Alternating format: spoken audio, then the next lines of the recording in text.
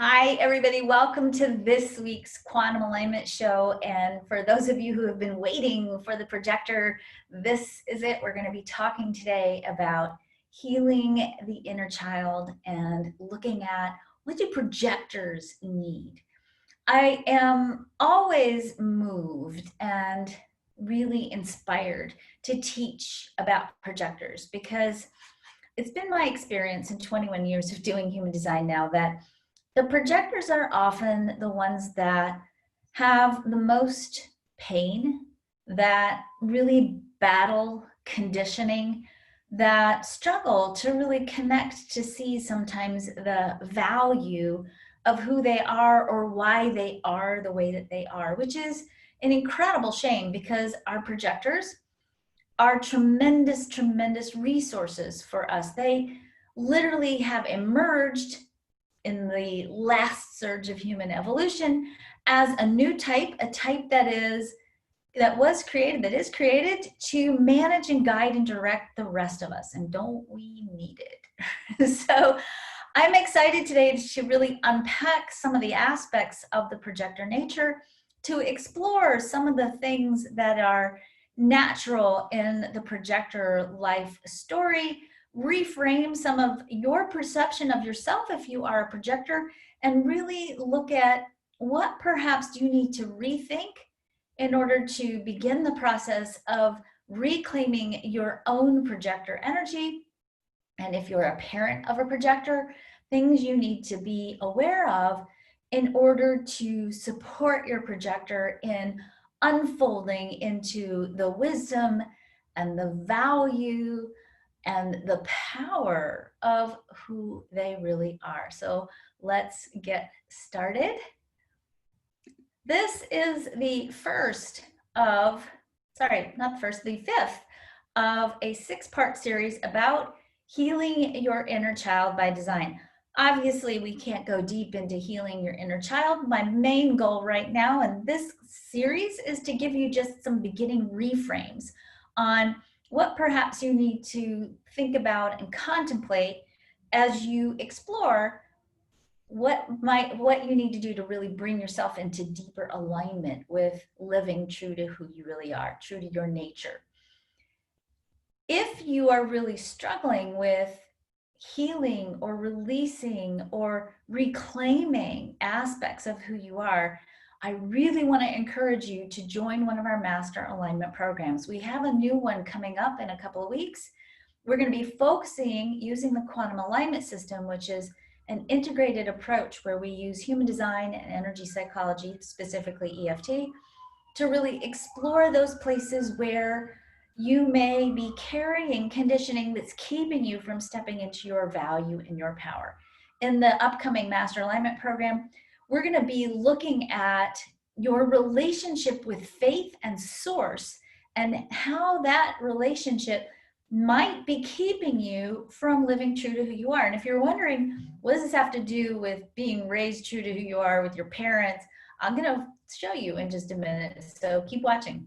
Sometimes when people watch these presentations, it's been my experience that they get triggered. So I just want to bring this to your awareness, because sometimes what happens is we go through this material, we oftentimes see the places where perhaps we weren't raised according to who we are, or we were judged or maybe criticized by our own parents for not being how they thought we should be.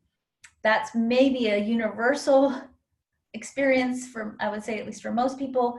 Certainly I would say for some of us, it's a pretty deep wound, and it's a wound that oftentimes sets the tone for our soul curriculum and what we're here to explore and learn. Because ultimately, no matter what your experience was as a child, you are a being of love, you are worthy of love, you are powerful, and you are valuable.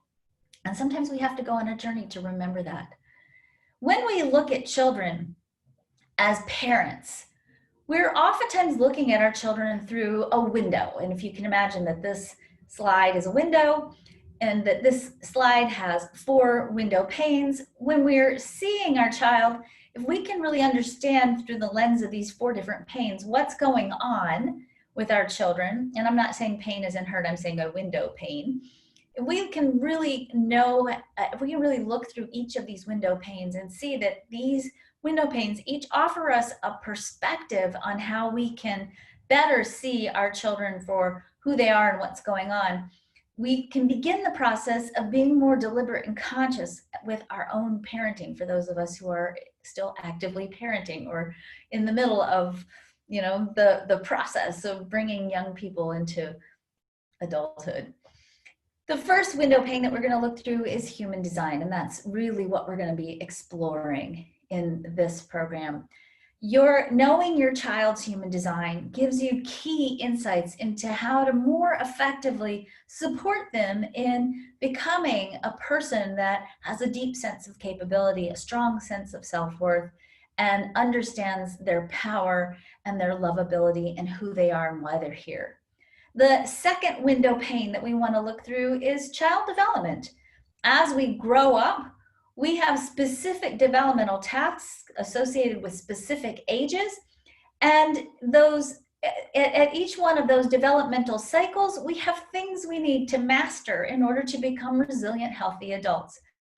And for many of us, if we haven't learned during those specific cycles how to appropriately live true to who we are, how to appropriately master the challenge of that particular developmental cycle, that challenge comes with us into adulthood, and it leaves us needing to resolve that challenge through our adult relationships, which can sometimes create pain and dysfunction in our adult relationships.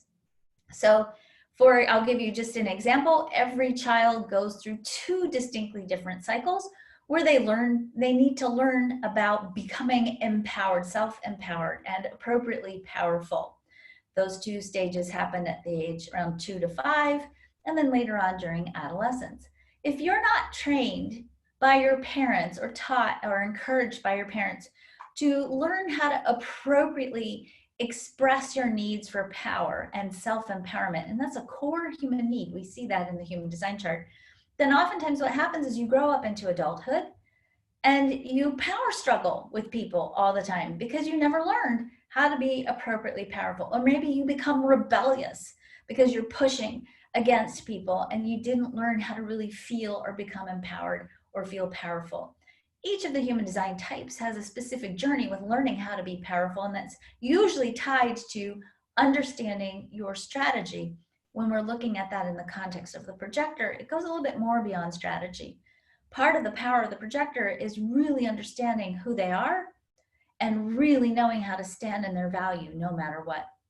The third window pane that we look at through when we're looking at our children is, of course, our own personal conditioning. We bring our own stuff into the parenting arena, and that oftentimes is going to influence how we parent and our relationship with our child. And then lastly, but not least, when children misbehave, they are misbehaving because they have unmet energy needs. They don't know how to appropriately ask for what they want and need sometimes because they're kids, they're little, they're still growing. When we understand how to interpret our children's behavior, what our children are really saying to us when they do some of the things that they do, we can see through the lens of knowing what their mistaken motivations are, what their unmet energy needs are, and teach them how to appropriately get their energy needs met.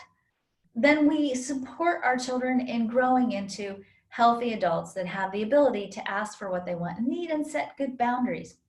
One of the biggest needs that projectors have is a need for attention. And many projector children will seem like they need more attention than some of your other kids. And it's not because they need more necessarily, but they definitely need specific recognition and attention and even practice being invited by their parents.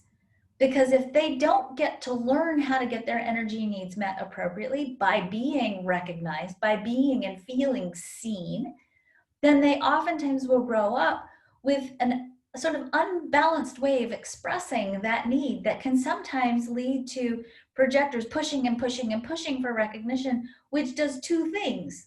One, it exhausts the projector, and two, it pushes people away, not closer, which defeats the whole purpose of the pushing in the first place. Why do children misbehave? We have old beliefs in our culture that say children misbehave because they're spoiled. They misbehave because they're bad. They're just like their parents. They're jealous, needy, clingy, whining, etc. They have ADD or some other kinds of psychological issues. If you have these belief systems about children misbehaving, if you think this is true, children misbehave because of these factors, then it makes you sort of draw the conclusion that if you have a misbehaving child, it's because you have a bad parent. That's oftentimes when we're looking through that window pane of personal conditioning, that's often a big piece of what we're looking at when we're parenting, because we don't want to be bad parents or perceived as bad parents. So oftentimes when we're parenting, we're kind of parenting because we're afraid of how people are going to perceive our parenting or judge our parenting. Especially true when you go home to visit your mother, right? The real reason why children misbehave is, as I said, they have unmet energy needs and they're learning how to express those needs appropriately. Children need to feel lovable. They need to feel powerful and capable. They need to experiment and explore, and they need appropriate attention and recognition. And if they don't get these needs met in appropriate ways, and notice that I keep saying appropriate, they don't get to run the household, they're partners in the household, right? If they don't get to learn how to get these needs met appropriately, then they devolve into misbehavior. And that misbehavior then becomes a source of communication. They're talking to you through their misbehavior because they can't tell you, hey, mom, I'm feeling really disempowered in the way that this family is being organized right now, and I need some appropriate power, right? Or they can't tell you, hey, I'm feeling really ignored right now, and it's making me feel like you don't love me. They can't say those things for the most part. So misbehavior gets our attention, and it's a way that we can start going, oh, wait, there's something else going on here. There's an unmet energy need happening. What's going on with my kid? Here's the next thing that's just important to, hold on a second. Here's the next thing that's really important to understand. The nature of our relationship with our parents helps us build a relationship with Source. Our parents inadvertently teach us about faith. Faith happens when we trust Source.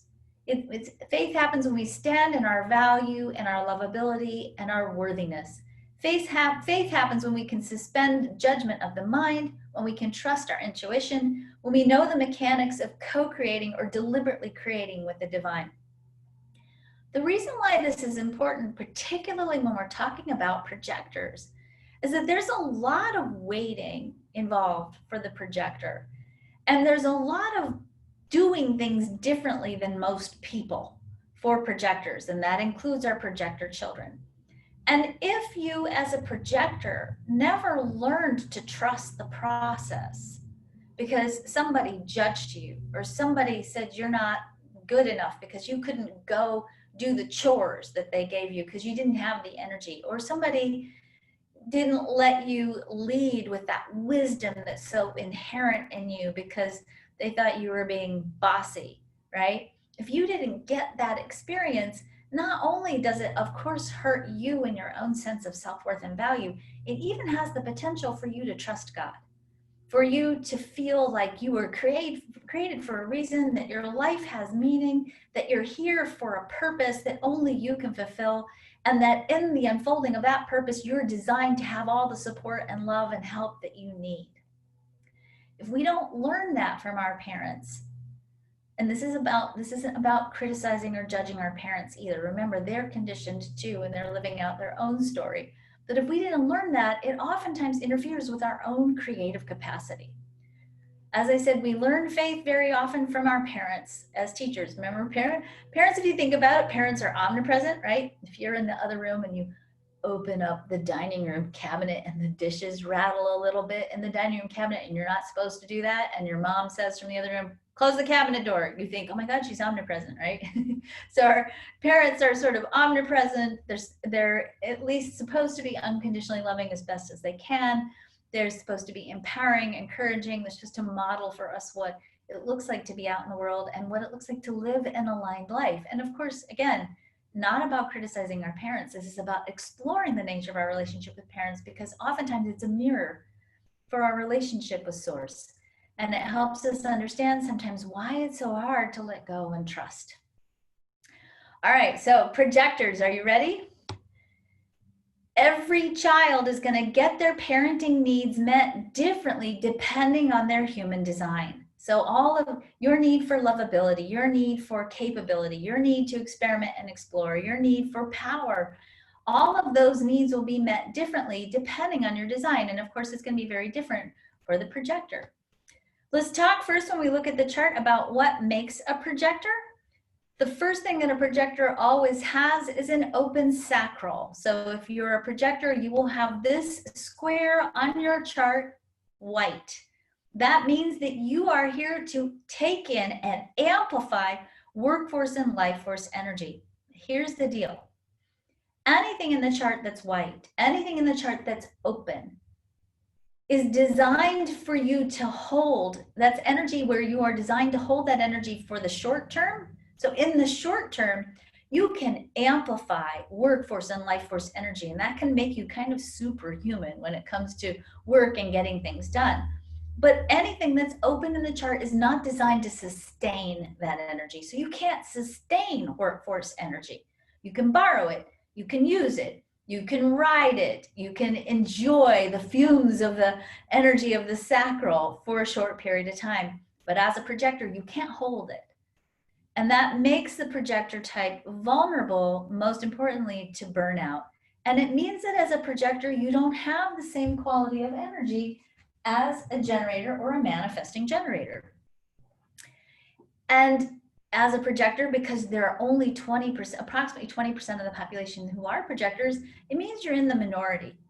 And the odds are pretty high that people in your life who are raising you, if you were a projector, were probably generator types for the most part.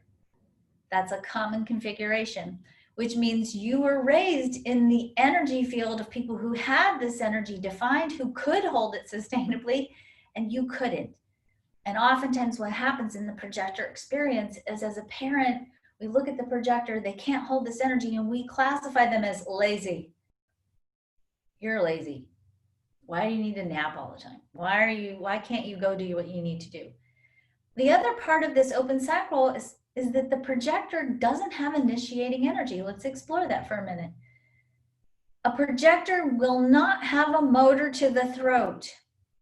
When we talked about manifestors and we talked about manifesting generators, the quality that makes the manifesting part of the manifesting generator and the manifestor is they will have a motor, one of these four centers in the chart, the will center, which is the little triangle, the brown triangle on the right, the emotional solar plexus, the red square, the sacral, and the root center, the bottom brown square. If you have any of these motors colored in and you have a direct connection from that motor to your throat through a channel that's colored in, then you have manifesting energy, which means you're either a manifestor or a manifesting generator.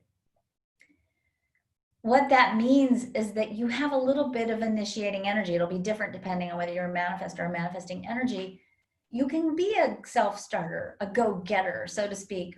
But if you have an open sacral and you have no motor defined to the throat, your nature is literally purely responsive. And I'm not saying responsive in the generator type of way. I'm saying you don't get activated in the world until you get access to energy. And that access to energy comes from primarily recognition. And if you're being forced or encouraged strongly by your parents to go do something that's against your nature and goes against the nature of your energy flow, and you can't sustain it, it's not because you're lazy. It's because you don't have the energy for it. That's not the right thing for you to do. Your energy works differently than most people's energy. You can have a motor defined if you are a projector, and for the most part, you may have any one of these channels. You won't have all of them, but you may have any one of these channels defined, and that will give you access to a motor, but you still can't push with it because it doesn't make it to the throat center, which is the center for manifestation into action. You still have to wait for other people to get this energy activated. What it does mean for you, though, is this: if you are a motorized projector, You do have energy that you do build up inside your body, and you probably need some kind of movement to get that energy moved out of your body. So it can be, physical sport or walking or doing something. You can do things, you have energy, and especially when you get called out into action, you have extra energy. But you're still a projector. It just means you're a projector that probably needs a little bit of exercise when you feel it, when you feel the need for it. The non-motorized projector is a projector that has the open sacral and no motors defined. And certainly, if you are the parent of a non-motorized projector, you have to understand that these are people who don't have the same quality of energy, who need extra rest, who need to be with you when you do work. So taking your non-motorized projector child out into the yard and doing chores in the yard with them helps them gain access to energy that they literally don't have. If you send them out by themselves to go do something, a chore outside, out of the energy field of the house, they might not have the energy for it. And it's not laziness, it's hardwiring. So oftentimes we label people who have projector energy as lazy or not being able to follow through on things. And it has nothing to do with that. It has everything to do with access to energy. A projector is a person who needs people. And energy is a premium for the projector. And if we raise projectors, or if you were raised to override your correct way to use energy, it probably left you vulnerable to burnout. And the burnout the projectors experience can be massive.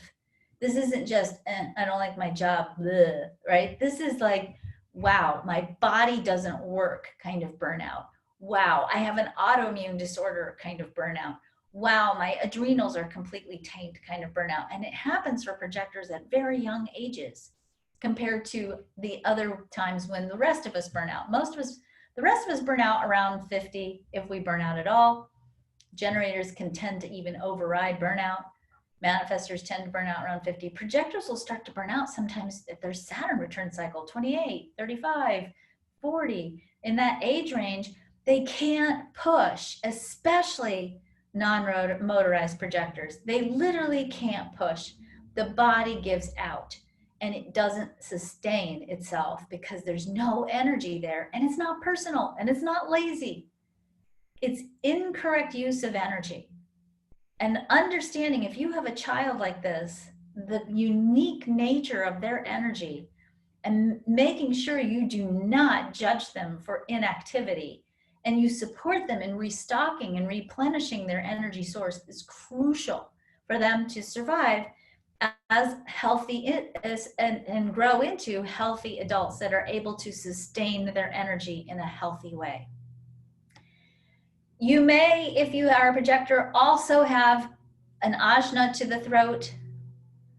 You may have a spleen to the throat. You may have a G center to the throat.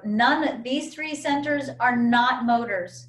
So you will have an open sacral in any of these centers to be a non-motorized projector, or you can be a motorized projector, but no motor will ever make it to the throat. If you get a motor to the throat, you're not a projector, you're a manifestor.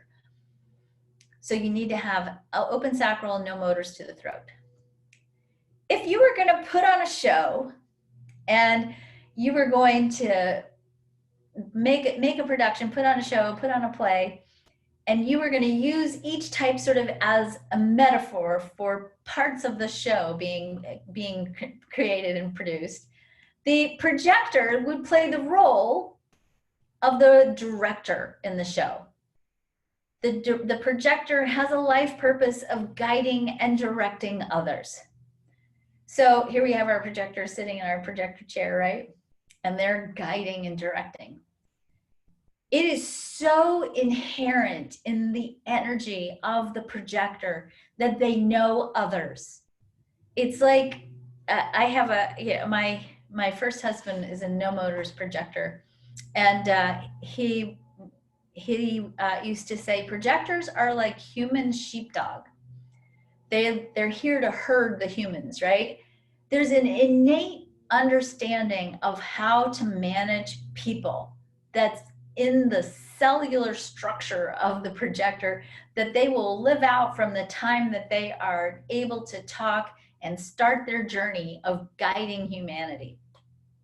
My youngest daughter is a projector, and one of the things that she's the only projector child I have. All of my other children are generators and manifesting generators. And one of the things that I noticed about her at a very early age was this managing and guiding thing was very, very natural to her.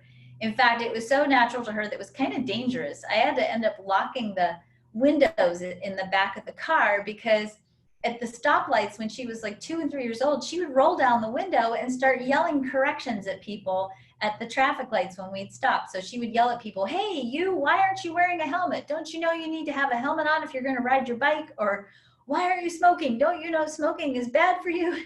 So that natural guiding instinct has been very strong in my projector daughter. And of course, I see this in other projector children as well. It's the innate wisdom of the projector. This is one of the greatest gifts of the projector. And if you have a projector in your life, one of the greatest things that a projector can bring to you is deep insights about how you could use your energy more effectively. This is the wisdom of a projector child.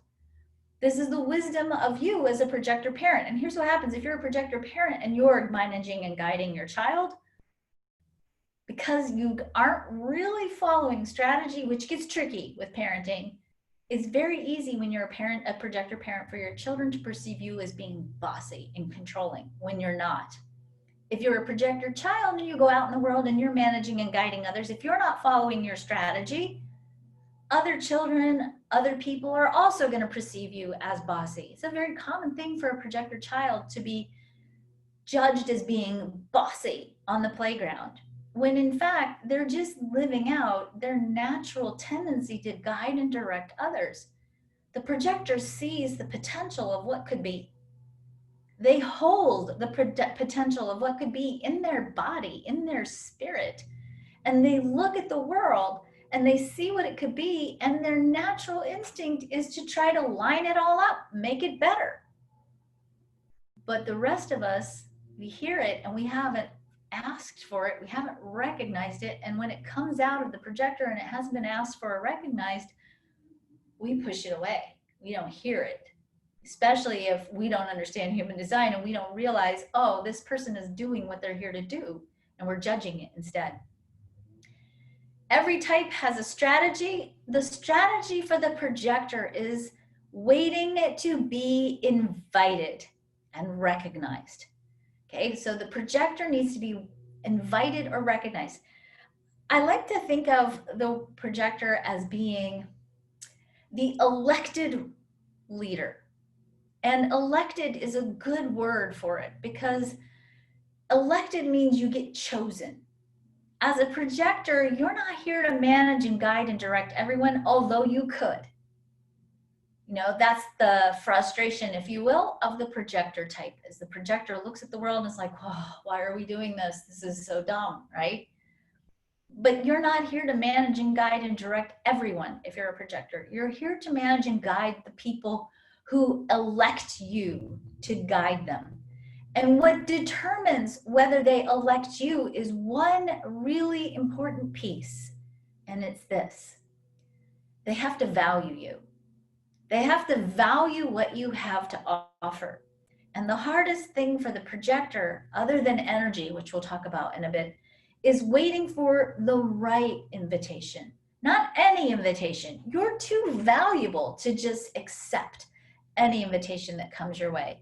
This is about waiting to accept the right invitation, the one that feels good and correct and juicy for you, okay? Not just any invitation, but the right one. And that's important to remember when you're a projector, because sometimes when you're a projector, there's a lot of time between invitations and the waiting part is hard. So you accept any invitation that comes your way, and then you can't figure out why it didn't work out because it was an invitation, but it has to be the right invitation, the one that feels juicy and amazing. You don't have to be invited to the little things in life. You don't need to be invited to go out to dinner. You don't need to be invited to fill up your gas tank in your car. You don't need to be invited to do your laundry. You're not a generator. Generators have to respond to all of that all the time. You're here to be invited into the big things in life. Friendships, romance, career work opportunities, where to live, not the little things. And so for the projector, sometimes those big opportunities don't happen that often. Sometimes it's a year or two between the big invitations. And you'll know it's a big invitation because, first of all, when you get it, it'll resonate through your whole body. It's almost like you hear it, like dong, oh, there it is. It's the guiding force that puts you on the right path for you to fulfill your destiny and your purpose of being the elected leader of a tribe or a group of people, right? In between the big invitations, the projector has two important jobs. The first job is take care of your energy. Rest, restore, restock, replenish, regenerate, rejuvenate your energy, because energy is a premium for you, and you're designed to have pauses in between those invitations because you're supposed to be resting so that you're ready for when the next invitation shows up. And sometimes that next invitation doesn't show up if you're tired. And that's so important to understand, because projectors sometimes forget the rest part because we're so deeply conditioned, you're so deeply conditioned that when to do something, anything, and remember, you have an open sacral. So when you're waiting for the next big invitation, your open sacral is still taking in all this workforce energy. And maybe you're even receiving judgment from others about, well, what are you doing? You're just resting? What are you doing? Get off the couch. What are you doing? You need to go make something happen. Nothing's happening in your life, right? If you don't take those opportunities to rest and restore your energy, it actually slows down invitations, because the universe is so infinitely loving that it knows that you're not ready for the next invitation because you're tired. So you don't get an invitation and you think, wow, nothing's happening. And then you get more desperate and then you burn off more energy because now you're freaked out and worrying, instead of going, okay, I'm in a rest cycle right now. This is a time for me to regenerate, replenish my energy. When we parent when we parent projector children, we have to understand that in the regular life cycle or the lifestyle of a projector child, they need time off to regenerate their energy. My projector daughter, and she's got 3 motors defined. So she's a motorized projector. She has a lot of energy, and when she's ready to do, she does. But she has to have a day off every week. We call it pajama day. And that's a day where she does not have to do anything. And she needs it. If she doesn't get her day off, she panics. She knows inherently that she's getting overwhelmed, over her head. She's getting depleted and run out of energy. And we have to be sort of super religious about maintaining that one day a week for her to replenish her energy source. Because if not, she gets tired and she gets overwhelmed and she gets anxious if she's pushed too hard without that pause in her week. So you've got to have the rest cycle built into the space in between the big invitations.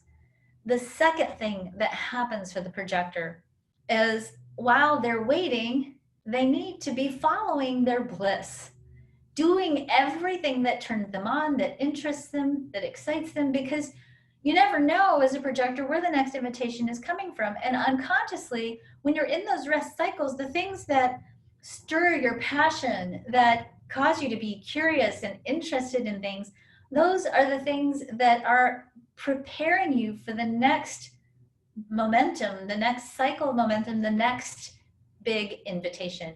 It's always interesting to me when I watch projectors really allow themselves to just be in the flow of their own inspiration, especially when they're in the rest cycle, to see how magically the next invitation somehow seemingly draws on everything they just learned during that previous rest cycle. There's one other thing you have to work on if you're a projector, and it's this. You've got to have a strong sense of value, self-worth.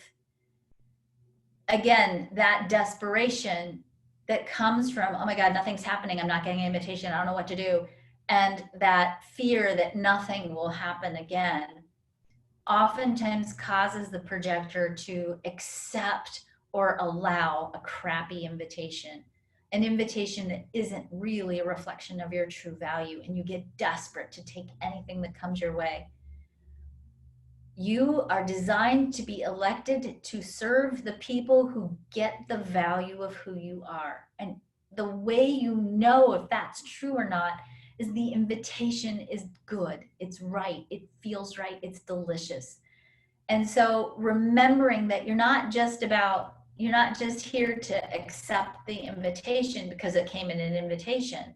You're here to accept the right invitation, the one that reflects your value. And again, I find a lot of times if a projector's in a really big dead space, there's two things they have to work on. One, their energy, and two, their sense of value.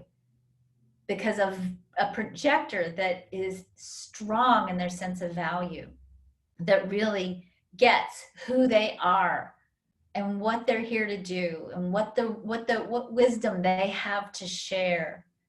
A projector that really gets that is an incredibly compelling human being. Their aura is so profoundly attractive that if you are standing in their energy field, you won't be able to stop yourself from inviting them because that energy is so compelling. It's hard to remember that sometimes when you're a tired projector who's struggling to connect to your sense of value. And I just want to encourage anyone who's a projector who's listening to really explore those pauses in your life as an opportunity for you to heal your self-worth and restore your energy. Because those are the two things that really have to be in place for the right invitation, not just any invitation, but the right invitations to show up.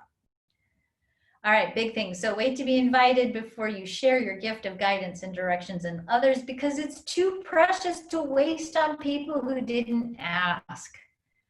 Okay? Not self. I don't like the term the not self. We'll call this the inauthentic emotional theme. Every type has an emotional theme. And in human design, when we talk about emotional themes, you know, we talk about it as if this is some sort of inevitable thing that happens to you. You have your emotional theme, and it's sort of a justification for sometimes not behaving very well in life. I don't actually think that's true. To me, the emotional themes of the type is a way of communicating that something is needed, something's out of balance, some message. The emotional theme is a message that you're giving it yourself. And one of the challenges of every type is to learn how to correctly interpret what happens when you experience the emotional theme for your type. So the emotional theme for the projector is bitterness. And I will just say that whenever I do readings for projectors and they see that this theme of bitterness is on their chart, they're often very bitter that it's bitterness. And it's not the most pleasant emotional themes. Here's the thing about a projector. And this is sort of the irony of the emotional theme of the projector. Bitterness is a very repelling energy. If you are a projector and you are feeling bitter, it literally pushes people away. It makes it difficult for invitations to come because you're energetically pushing people away with the bitterness. But bitterness is it's a symptom. It's a message that you're giving yourself, and learning to interpret the bitterness is really, really important. Bitterness is a signal that you are either out of energy or you're not valuing yourself enough. And if you feel those two things, you are most likely going to experience bitterness. By the way, when children are bitter, this is what they tend to say. It's not fair. It's not fair. If you have a kid that says that all the time, you might be raising a projector. And again, recognizing that it's not fair because they're tired or they're questioning their value. They don't have the energy to make it happen the way that other people do. Maybe they don't even have the energy to make it happen the way their siblings do. And now their siblings are getting all this recognition and kudos for being go-getters, and the projector isn't, and it's not fair. And it isn't fair. Because if that's what's happening in the family dynamics, it means that the projector isn't being seen and valued for who they are. They're being valued for trying to be fake generators instead of being the projectors that they are. So bitterness is an indication that A, you might be out of energy, your tank is empty, or B, you need to work on your sense of self-worth so that you become the powerful, compelling force that you are created to be. The spiritual role of the orchestrator, which is the name that I like to use for the projector, is the orchestrator is here to anchor the energetic template of what we are here to create. They are here to scrub the energy of the world and heal the planet. They are truly evolutionary forces that are here to help the planet evolve. In that open sacral of the projector, that square we talked about at the beginning of this call, that openness allows the projector to be inherently wise about what's possible around what we could be building in the world. The projector holds the template of what's possible for the world. They sense it, they feel it, they know it. And part of what the projector does is they hold the energy template of what's possible together. I find that a lot of my projector clients are tired and they're not quote unquote doing anything. Well, part of why they're not quote unquote doing anything is they're not doing things like generators. They're laying on the couch holding the entire energy template of the planet together. They anchor the grid, the subtle body energy field of the template. So if you go to an acupuncturist or homeopathy,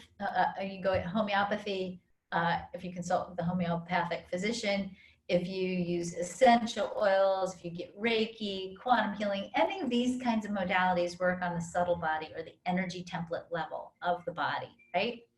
The planet itself has a subtle body or an energy template.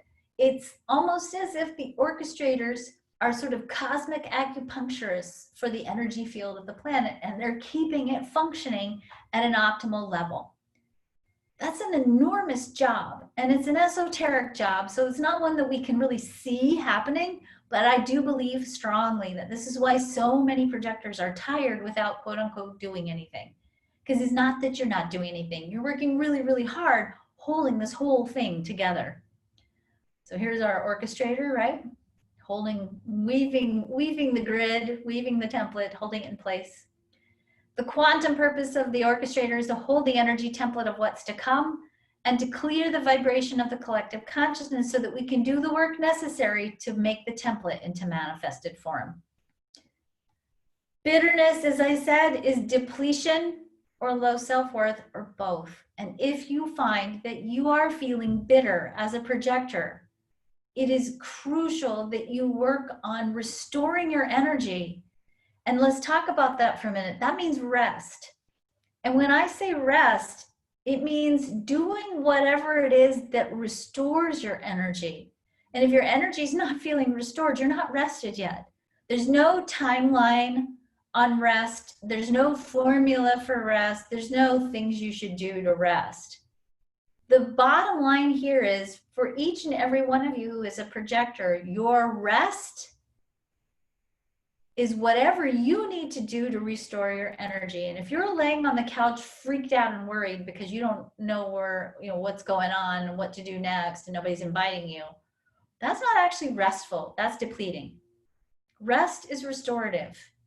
It means you enter back into the world restored, restocked, replenished with your energy.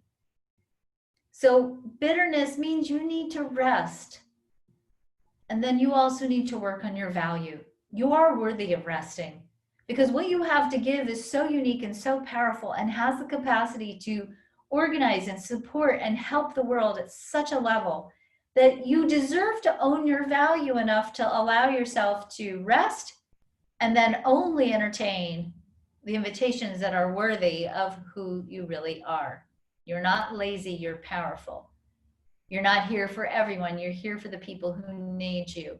And you're worthy of helping those people and only those people if they recognize your value and compensate you and treat you accordingly.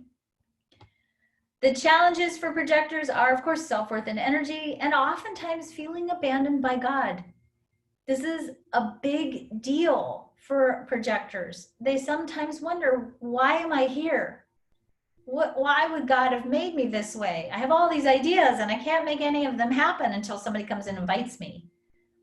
It's not about being abandoned by God. It's about recognizing you have a unique role that only you can fulfill in the way that you fulfill it. So some questions to ask yourself if you are a projector is, do you value yourself or devalue yourself? And is that getting in the way of you allowing yourself to rest or do the right work? Is bitterness masking your value? Is the feeling of it's not fair keeping you from connecting with your worth? And do you have energy for the invitation? Very important questions for you to contemplate as a projector. If you are not living true to who you are, you're going to look like this guy. And you can look like this guy for a short period of time. In short cycles, the projector is amplifying the workforce energy of the sacral and is superhuman. Your capacity to get things done in the short run far exceeds everyone else. But you can't sustain it. And that's the piece that's really important to understand.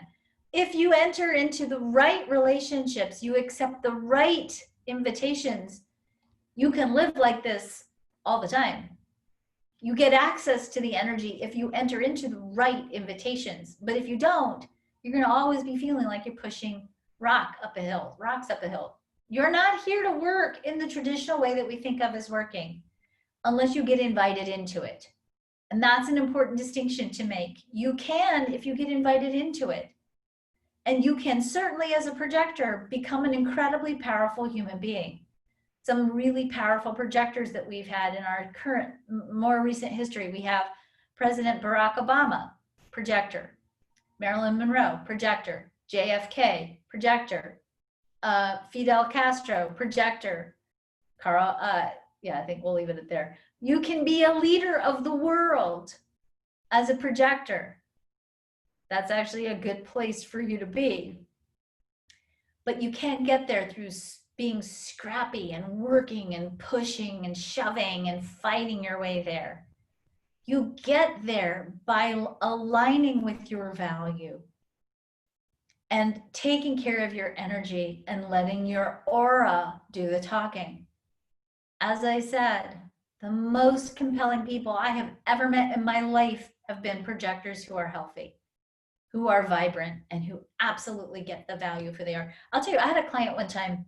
She was 50 years old, probably one of the most vibrant human beings I've ever met, and she was an artist. So here's this 50-year-old projector, extremely vital, extremely vibrant, in a career where traditionally artists are not that successful, don't make that much money, right? Had a very successful career, lots and lots of great shows and galleries, really was sustaining herself financially quite nicely. And really kind of an unusual projector for me to do a reading for. And I finally asked her, I said, you're a really unusual projector. You have energy, you're excited about life, you're not bitter, you keep getting all these great opportunities, invitations. What happened? Because I'm thinking, oh, she must have had like some cataclysmic burnout and learned all this stuff. She said, no. She said, I don't know what it was about my parents. They certainly didn't know human design, but somehow they got that I was a projector, and they taught me to stand in my value and to not settle for anything less than what I was worthy of. And they trained me to just be in my value and see what happens. And the life that she led, this magical life, was pretty spectacular. And I'll say that in my experience of doing readings, unfortunately, I find it really, really sad. I don't find a lot of projectors that are aligned with their value. I find that a lot of projectors have gotten a lot of negative messages about how they are in the world. If you're a projector, you're a people who needs people. You need people to activate you, and that's not laziness, and that's not lacking in gumption, and that's not bad moral character. That means you're here to have your life to a certain degree facilitated by people who get your value. And as a parent, it's totally okay for you to create those opportunities for your projector child, to invite their friends over, to artificially engineer some of the invitations, to help your 16-year-old projector child get a job. Maybe you have friends who have friends who have friends that connect him up. That's the way it works for a projector. That's not weakness, that's the way it works. Oops, I'm going the wrong way. So here's a picture of an authentic projector, right? In my fantasy life, the projectors are all living on purple pillows, right? Just radiating their wisdom out, and we go find our projector, right? And then we go consult with our projector about what's the next thing we should be doing. That's the ideal world for the projector, right? So challenges for the projector include the fact that the projector has non-sustainable energy. You need cycles of rest. Because the sacral center is open, sexual energy is also variable, and it's very important to understand if you're a projector or you have a projector teenager, depending on your values in your family, you want to help them understand that their partnerships and the sexual energy in their partnerships has variability with it depending on who they're with. And so recognizing this, not you, it's not you getting it wrong or you having a weird sexual cycle. It's oftentimes your your partner. And remembering to really be aware that you're getting a lot of energy from your partnerships. And so for you to make a commitment to the right partnerships that feel juicy and good and aligned for you sexually, you have to make sure you like your partner's sexual energy. And that it's not you, it's the partnership. Projectors, just like manifestors, need to lie down and rest at least 30 minutes before they go to sleep. So our generator types, remember, they keep going and going and going until they get exhausted and then they go to sleep. Projectors, manifestors, and reflectors too, all the types that have open sacral centers need to be in bed lying flat, because that gets all that extra energy out of your sacral, lying flat at night and discharging that energy before you go to sleep. So books on tape are great for kids, music, nighttime meditations on tape, those kinds of activities while you're prone is important to help the sacral discharge their energy. Projectors need recognition. When you parent a projector, if they're not waiting for the recognition, give them the attention anyway, unless it's wildly inappropriate, but try to recognize them beforehand. Sometimes in parenting, especially when our kids are being really quiet and good, we tiptoe around because we don't want to interrupt a good thing, right? We're afraid if we say something or do something, then it's going to trigger all these wants and needs. You got to recognize those projectors before they need it, because it trains them to allow themselves to see their value. It trains them to know they're worthy of being recognized. So recognize them. And when they don't wait for the recognition, encourage them to flip it around so that they will. Parenthood sometimes can be challenging for the projector because they don't have the same quality of energy. So sometimes if you're a projector parent, get help, get a mother's helper, get somebody into your world to help you do some of the more high energy things that you might not always have the energy for as a projector parent. Again, work can sometimes be a challenge too. And so when you're looking at projector relationships, sometimes it's not the projector that's going to be doing the actual work that brings the money in. And sometimes they will, but it might go in cycles, and that's normal. Again, projectors aren't necessarily controlling or control freaks, but they need to be recognized and to understand that if they're not waiting for the recognition and they're sharing what they know, they're not being controlling or bossing, they're sharing their wisdom. Flip your perspective around. If you are in a correct relationship, meaning if you're in a relationship where you invited the projector to be in relationship with you, which means you got to drop gender roles too, because male projectors need to be invited into relationships, okay? That's important and that's vital. Once you're in the right relationships, you don't have to wait for invitation and recognition anymore. That's an important thing to understand. Do not spend the rest of your relationship sitting on the sidelines waiting for more and more recognition and attention. That doesn't work. Once you're in correctly, you're in.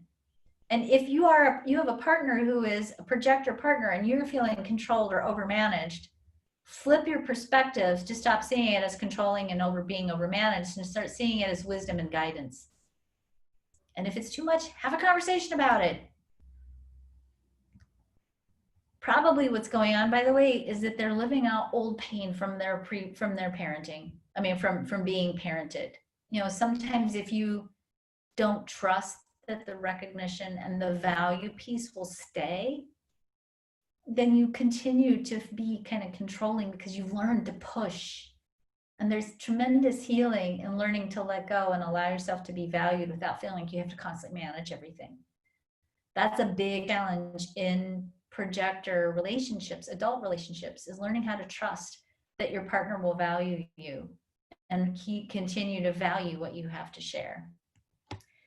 Projectors, as I said, in relationships, they need to be invited. They need alone time, and very often do much better if they can sleep alone and it's not personal. So if you're a generator person and you have a projector love and they sleep on the couch in the middle of the night, it's not that they're leaving you to go sleep on the couch. They just need to be in their own aura because it's healthier for them and they sleep better. So don't let your projector sleep on the couch. Just get separate rooms. It's much nicer. Let them have a good bed. Sometimes, as I said, they can feel controlling to others. Oftentimes that's in response to previous trauma as a child of not being heard and not feeling seen and heard. Sex and sexuality can be more immutable and unlimited, which can be fun and juicy, right? And again, as a parent, sometimes that takes a lot of energy. If you love a projector, this is true for whether it's a projector child or your projector lover, recognize them proactively, invite them, understand their energy and don't judge them. Be open to their sexuality, value their insights and advice, even if they forget to wait to be asked, and support them in every way. And that means sometimes you're the one making the money, and it's okay. Parenting challenges. Your job, if you are raising a projector, is to raise your projector to understand their energy and to know their value, to teach them the importance of waiting for the right invitation, and to interpret correctly the message of bitterness, to recognize that bitterness means you're tired or you're struggling to see your value. Again, go to bed and lie down before you're tired. Sleep alone if possible. Take care of your energy. Make sure you are strong in your self-value.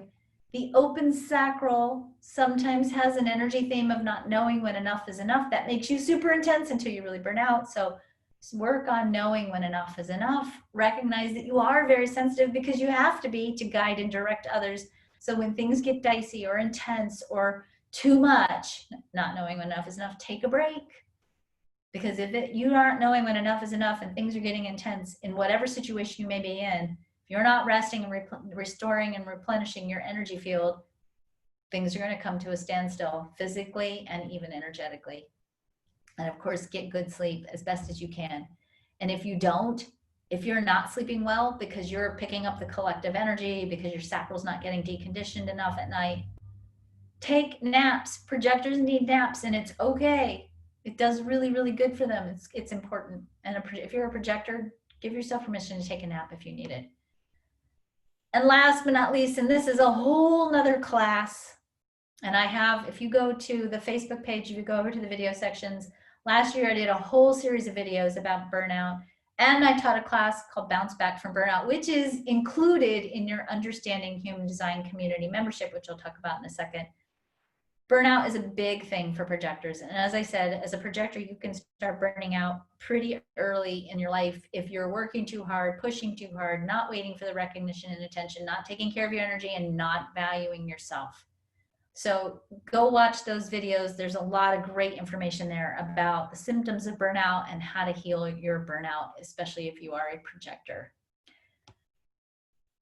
The Understanding Human Design online community, which is an online community where you have live Q&A sessions with me, opportunities to show me your chart, and I will talk through your chart with you. Places where if you're new to human design, you can learn more about human design. Places where you can connect with like-minded human design people. All of my general human design classes are in this membership community. That's hundreds and hundreds of dollars worth of classes in here, actually thousands of dollars worth of classes in this Understanding Human Design online community. It is currently $27 a month. That includes access to all of those classes, access to all the Q&As, access to special Facebook Live groups and Facebook groups, access to a phenomenal group of people that I just love, love, love, love, love. If you want to get access to all that for $27 a month, do it now, because the price is going up on June the 1st to $35 a month. Take advantage of this discount. We've got a big conference coming up in the fall. You're going to have special bonuses just available only for our members. I just can't stress strongly enough, if you need support, really living true to who you are, if you want to be in a community of people who really get you, join us. because it's amazing. So I hope this has given you some deeper insights into the projector nature. I hope this has given you some deeper insights into the value of who you are if you are a projector, the value of your child if you're raising a projector child, maybe even the value of your parents if your parents were projectors. I hope this also gives you some deep insights into the purpose of the projector, some of the pain of the projector, and has given you at least an idea of maybe where you need to start targeting some of your own personal healing and your own alignment with the value and the beauty and the power of who you really are if you're a projector. Thank you so much for joining me today. I really appreciate all of you, and be well, take care. Hopefully I'll see you in the membership. Bye.